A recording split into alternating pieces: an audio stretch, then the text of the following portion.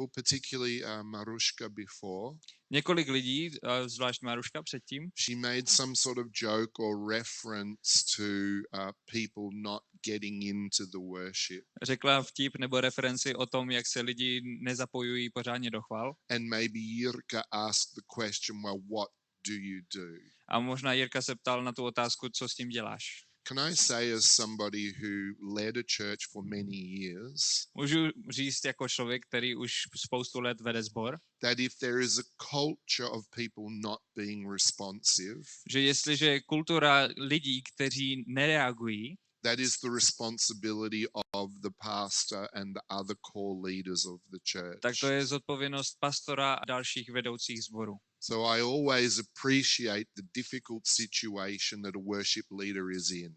Takže já si vždycky vážím té složité situace, ve které je vedoucí chvál. And in a situation like this, A v situaci jako je tahle, the worship leader is limited in his or her authority in what they can do. je vedoucí chval limitovaný ve své autoritě a v tom, co může dělat. If it's a consistent problem, Jestliže je to přetrvávající problém, as a worship leader, tak jako vedoucí chval, or as a group of worship leaders, nebo jako skupina vedoucích chval, you need to sit down with your pastor si potřebujete sednout s pastorem and say, this is just too difficult for us. a říct, tohle je na nás prostě moc. You need to help us to change the culture of the church, please. Potřebuješ nám pomoct změnit kulturu sboru.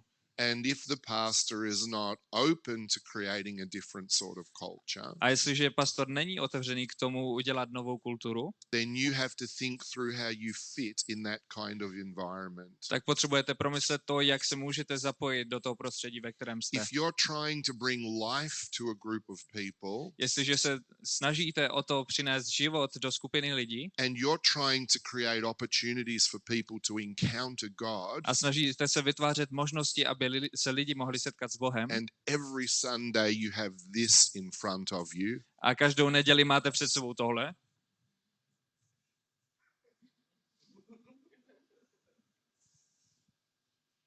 it's pretty frustrating, isn't it? tak je to docela frustrující, že?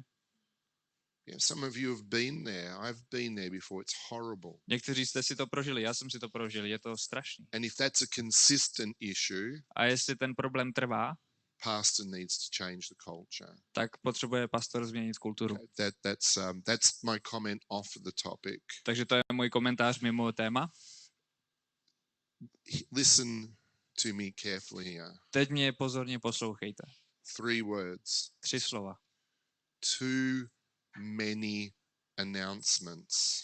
Příliš mnoho oznámení. Did you hear what I said? Slyšeli jste, co jsem říkal? Too many announcements. Příliš mnoho oznámení. Let's say it together in Czech. Řekněme to spolu všichni v češtině. Příliš mnoho oznámení. Oznámení. I can say the last one. Dokážu říct oznámení. Let's say it again in Czech. Ale řekni to ještě jednou v češtině. Příliš mnoho oznámení. There's these really interesting tools that some people use. Je to zajímavý nástroj, který používají někteří lidé. And broadly speaking, it's referred to as social media. A obecně řečeno je to spojené se sociálními médii. Maybe you haven't heard of social media before. Možná jste předtím o sociálních médiích neslyšeli. But there's this thing called Facebook. Ale je tahle věc, která se říká Facebook. There's this thing called Snapchat. Tady je ta věc, která se říká Snapchat. There's this thing called Instagram. Taky ta věc, jak se to jmenuje, Instagram. There's this mechanism called group chats. Pak takový mechanismus, kterému se říká skupinový chat. Yes. Jo, víme. Right? Guess what you can do through these social media platforms? Hádejte, co můžete dělat skrze tyhle platformy. Announcements. Oznámení. You can be communicating information Můžete předávat informace, without having to cover everything during your meetings. aniž byste museli všechno pokrývat během bohoslužeb. God save us from announcements. Bůh nás ochraňuje od oznámení. So too many announcements. Takže příliš mnoho oznámení. And as a preacher, A jako kazatel, it is a nightmare, the number of announcements. to je noční můra, to množství oznámení. Because you are all ready to speak. Protože vy už máte mluvit and you know people can only concentrate for so long. a víte, že lidi se můžou jenom soustředit nějaký čas. And then there's all of these other words before you. A pak před váma přijde tolik dalších slov. And you just know your chance of communicating well is diminishing as the minutes pass. A vy cítíte, jak čas běží, jak se vám snižuje šance, že někoho oslovíte. Too many announcements. Příliš mnoho oznámení. And too many different components and elements to services. A příliš mnoho dalších prvků v těch bohoslužbách. Have our worship time. Máme chvály, máme čas chvál. Lord's Supper. Pak máme přijímání, Offering. a sbírku, Second offering. další sbírku, General announcements. obecné oznámení. Missionary from Macedonia. Přišel misionář z Makedonie, Mission team who are going to Macedonia. misijní come up. tým, který jede do Makedonie. Woman who is selling cakes to raise money for poor people. Žena, která prodává koláče, aby vybrala na chudé. Special outreach the following week. Speciální evangelizace, která se bude odehrávat další Prayer for týden. the children in the church. Modlitba za děti v církvi. Baby dedication. Posvěcení miminek. Oh, let's have some baptisms A as well. pojďme taky udělat pár křtů. Right? And you're the preacher Jo, a vy máte kázat. and you're thinking, why the heck did I even bother A preparing říkáte si, anything? tak proč jsem se s tím jako štval? Just don't bother getting up. Prostě jako ani nevstávejte. People are so bored already. Lidi už se tak nudí, They have already lost track of any sort of flow of information. že už ztratili jakýkoliv kontext a proud informací. It's a nightmare. Je to noční můra. There's a couple of pastors here, or one pastor maybe. Je tady pár pastorů, nebo jeden pastor, nebo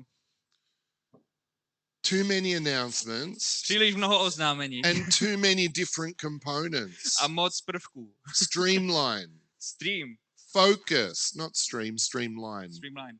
Sorry. Yeah. Pro- Proud. Broad. Proud.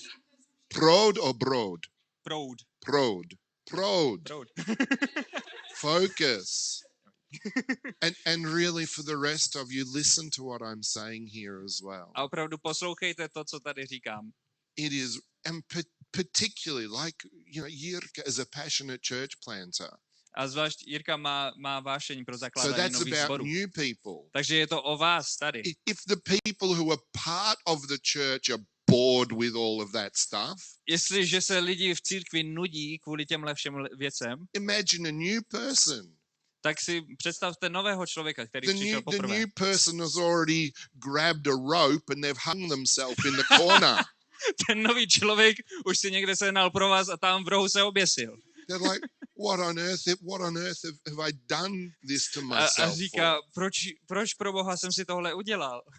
So I'm joking, but I am so serious as well. Takže I já am tady so sice serious. žertuju, ale myslím to naprosto vážně. We need to strip so much out of our meetings. Potřebujeme ze svojich shromaždění vytáhat tolik věcí. And certainly as a preacher, it is not helpful. A rozhodně pro kazatele to není vůbec nápomocné. Okay, so you guys have already heard that I have a conviction that our worship together is very important. Takže vy už moc dobře víte, že já myslím, že naše společné chvály jsou velmi So I don't důležité. need to emphasize that. Takže na to už klást důraz nepotřebuji. What don't I want as a preacher? What do I want as a preacher? Takže co nechci jako kazatel a co chci jako kazatel. I don't want too much talking from the worship leader.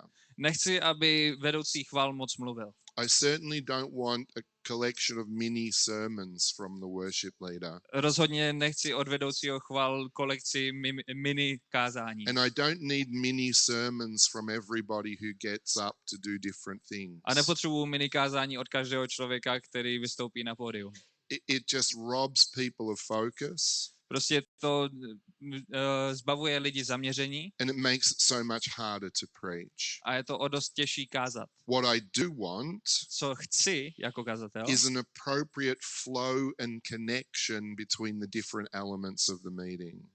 je dobré přecházení mezi jednotlivými prvky v tom shromáždění. Particularly because we're talking about worship, I want there to be a flow with the worship. Zvlášť, protože tady mluvíme o chvalách, chci, aby tam byly dobré přechody. Because I know if there's a good flow with the worship, Protože vím, že když je dobrý proud v těch chvalách, that will probably help me when it comes time for me to get up and speak. tak to nejspíš pomůže i mně, když já vstanu, abych kázal. What I don't want as a preacher Co nechci jako kazatel, is a worship leader singing a series of songs. je vedoucí chval, který zpívá sérii písniček. I don't want that. To nechci. I want a worship leader who will read the atmosphere, Já chci vedoucího chval, který bude číst v atmosféře, who will take control of that atmosphere, kdo ji ovládne and who will lead people to where God wants them to go. a kdo povede lidi tam, kde je chce Bůh mít. So we were talking about this before.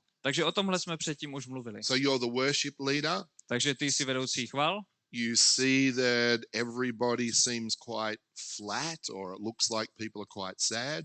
vidíš, že všichni jsou nějací smutní, So what do you do as a worship leader? takže co uděláš jako vedoucí chval? Oh, well, I've got 20 minutes, I've got my songs. No tak mám ještě 20 minut, mám své písničky, Go through my songs. projedu písničky. That's the preacher's problem, too bad. Pak už to má prostě na starosti kazatel, no. No. Ne. You see people are flat. Víte, když jsou lidi smutní, You stand up there, tak se postavíte tady say, dopředu guys, we're here to worship God today. a řeknete, lidi, dneska jsme tady, abychom chválili Boha. And I don't know what's going on. A já nevím, co se sama You děje, guys are quieter than you normally are. ale jste takový tiší, než jste Come obvykle. on, this is what it says in the Psalms. Pojďte, o tomhle se píše v It žalmech. says, enter his gates with thanksgiving. Píše se, vejdi do jeho bran z díku vzdání. This is what it says in the letter to the Hebrews. Tohle se píše v listu Židům. It says, let's bring a sacrifice of praise to God. Píše se tam, přenesme svoji chválu jako živou oběť Bohu. So are you with me this morning? Takže jste se mnou dneska Look, ráno? maybe there's some things going on here. Víte, možná se tady dějou nějaké But věci, today we're going to lift a sacrifice of praise to God. ale dneska tady vyvýšíme svoji chválu jako oběť. Come on, let's go for it. Let's really sing. Pojďme na to, pojďme opravdu zpívat. You try your best to grab the atmosphere, Takže se snažíte vzít tu atmosféru, identify what's going on, pochopit, co se děje and shift it to another reality. a přesunout ji do jiné reality. And of course, you're using your skill, your natural skill to do that. Samozřejmě používáte svoje přirozené schopnosti, But abyste you tohle are udělali. relying on the Holy Spirit to be working through you and in people's hearts. Ale too. taky závisíte na Duchu Svatém, aby pracoval skrze vás v srdcích dalších lidí. What I don't want as a preacher Co nechci jako kazatel, is a really long worship time. je opravdu velmi dlouhý čas chval. So Jirka asked before who could worship for an hour. Takže Jirka se předtím ptal, kdo tady by dokázal chválit celou hodinu. I actually didn't put my hand up. A já jsem popravdě nezvedl ruku. I could do it, Zvládl bych to, but I'm always thinking in the context of everything that has to be done. ale vždycky přemýšlím v kontextu všeho, co potřebujeme stihnout. You can get carried away as a worship leader, Vy jako vedoucí chvál se můžete nechat unést and you can be lost in the heavens. a vy se můžete ztratit v You oblacích, can be seeing angels. můžete vidět anděli. Like my friend Michal Apatow says, you can be having visions of pink unicorns. Jak říká můj kamarád Michal Apatow, můžete mít vidění o růžových jednorožcích. And you know that the seventh heaven might be, resting on your left shoulder. A víte, že 7. nebe vám tady sedí na levém brameni, But let me assure you, ale chci vás ujistit, not everybody else is having the same experience. že ne všichni ostatní prožívají to samé. There is a percentage of people Je procento lidí, who are absolutely bored. kteří se naprosto nudí. There are new people Jsou noví lidé, who are thinking to themselves, kteří si říkají, what drugs are these people using? co tihle lidi berou za fet. They must be fairly strong because I had enough of this after 5 minutes. Musí and to they've být been hodně going, silný, protože já toho mám dost po 5 they've minutách been a ti už going for valí jako 40. ti už valí 40 And minut. not only do I not understand what is happening here, A nejen, že tady nerozumím tomu, co se děje, this is just going way too long and this is way too freaky. ale tohle je prostě strašně dlouhý a strašně divný. When you are the worship leader, Když jste vedoucí chval, you are thinking of everything that has to happen, just as Martina said to us, the service leader tak needs to. přemýšlíte o všem, co je potřeba, aby se stalo. Tak, jak říkala Martia o vedení schromka. Okay. You know what?